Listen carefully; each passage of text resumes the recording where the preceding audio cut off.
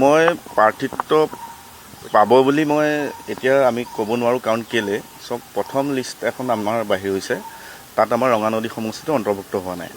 মই ভাবোঁ যে দ্বিতীয়খন তালিকা খুব কম সময়ৰ ভিতৰতে ওলাব, কম দিনৰ ভিতৰত ওলাব, আৰু তালিকা ওলোৱা আগত মই এইটো কথা ক'ব নোৱাৰোঁ যে আমাৰ ঊৰ্ধ্বতম কৰ্তৃপক্ষই কাক টিকট দিব, কিন্তু প্ৰাৰ্থিত্ব প্ৰত্যাশী আমাৰ সমষ্টিটোত 7-8 গৰাকী আছে।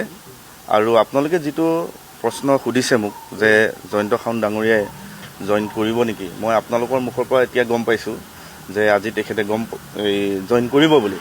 কিন্তু চব জয়ন্ত খাউণ্ড ডাঙৰীয়াও উত্তৰ অসমৰ আঞ্চলিকতাবাদী সত্তা ধৰি ৰখা এজন শক্তিশালী ব্যক্তি। এতিয়া এইটো সময়ত আমাৰ দললৈ যোনেই আহক আমি আঁকোৱালি ল'বই লাগিব, আৰু ঊৰ্ধ্বতম কৰ্তৃপক্ষই যি নিৰ্দেশ দিয়ে আমাক সেই নিৰ্দেশটো আমি মানি ল'বই লাগিব। কাৰণ আমি দলৰ এজন আদৰ্শগতভাৱে থকা, আমি কষ্ট কৰি অহা, মই 16 বছৰে দল কৰিছোঁ, আৰু আপোনালোকে নিশ্চয় জানে ৰঙানদী সমষ্টিটোত আমাৰ দলীয়ভাৱেই হওক, সামাজিকভাৱেই হওক, আৰু সমষ্টিটোৰ যি ক্লাইমেক্সৰ বিষয়ে ওতঃপ্ৰোতভাৱে মই জড়িত হৈ আছিলোঁ। আৰু সেইকাৰণে আমাৰ ঊৰ্ধ্বতম কৰ্তৃপক্ষও মোৰ ওপৰত এটা তেখেতলোকৰ আশীৰ্বাদ আছে, আৰু মই ভাবোঁ যে তেখেতলোকে এটা ভাল সিদ্ধান্ত ল'ব, আৰু ৰঙানদী সমষ্টিটো এবাৰ কংগ্ৰেছ দলৰ বিধায়ক জিকি আহিব বুলি মই বিশ্বাস কৰোঁ। ৰাজনীতিতটো চব সম্ভৱ। মই নকওঁ যে মোকেই টিকেট দিব লাগিব, মই দলৰ বিৰুদ্ধে আচৰণ কৰিম, কিন্তু এতিয়া বৰ্তমান সময়ত যিটো বাতাবৰণ সৃষ্টি হৈ আছে, আৰু যিটো মূল্যবোধ নহয় মূল্যহীন ৰাজনীতি এটা হৈ আছে, এই মূল্যহীন ৰাজনীতিত মই কেতিয়াও ভৰি নিদিওঁ। মই আপোনালোকে নিশ্চয় দেখিছে যে কোনোবা গৈছে কোনোবা আহিছে। মই এই সন্দিক্ষণত মই আদৰ্শগতভাৱে দলটোক মই ছাত্ৰ ৰাজনীতিৰ পৰা, কংগ্ৰেছ দলৰ ছাত্ৰ ৰাজনীতিৰ পৰা মই আহিছোঁ যেতিয়া, মই মোৰ সত্তাটোক মই কেতিয়াও বিপথে যাবলৈ নিদিওঁ, আৰু ঊৰ্ধ্বতম কৰ্তৃপক্ষই মোক যিটো নিৰ্দেশ দিব মই সেই নিৰ্দেশ মতে মই কাম কৰি আগবাঢ়ি যাম বুলি মই আপোনালোকক নিশ্চিত প্ৰদান কৰিছোঁ। মই প্ৰাৰ্থিত্ব পাব বুলি মই এতিয়া আমি ক'ব নোৱাৰোঁ, কাৰণ কেলে চব প্ৰথম লিষ্ট এখন আমাৰ বাহিৰ হৈছে, তাত আমাৰ ৰঙানদী সমষ্টিটো অন্তৰ্ভুক্ত হোৱা নাই। মই ভাবোঁ যে দ্বিতীয়খন তালিকা খুব কম সময়ৰ ভিতৰতে ওলাব, কম দিনৰ ভিতৰত ওলাব, আৰু তালিকা ওলোৱা আগত মই এইটো কথা ক'ব নোৱাৰোঁ যে আমাৰ ঊৰ্ধ্বতম কৰ্তৃপক্ষই কাক টিকট দিব, কিন্তু প্ৰাৰ্থিত্ব প্ৰত্যাশী আমাৰ সমষ্টিটোত 7-8 গৰাকী আছে।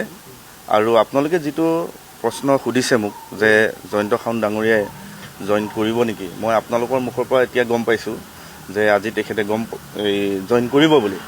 কিন্তু চব জয়ন্ত খাউণ্ড ডাঙৰীয়াও উত্তৰ অসমৰ আঞ্চলিকতাবাদী সত্তা ধৰি ৰখা এজন শক্তিশালী ব্যক্তি।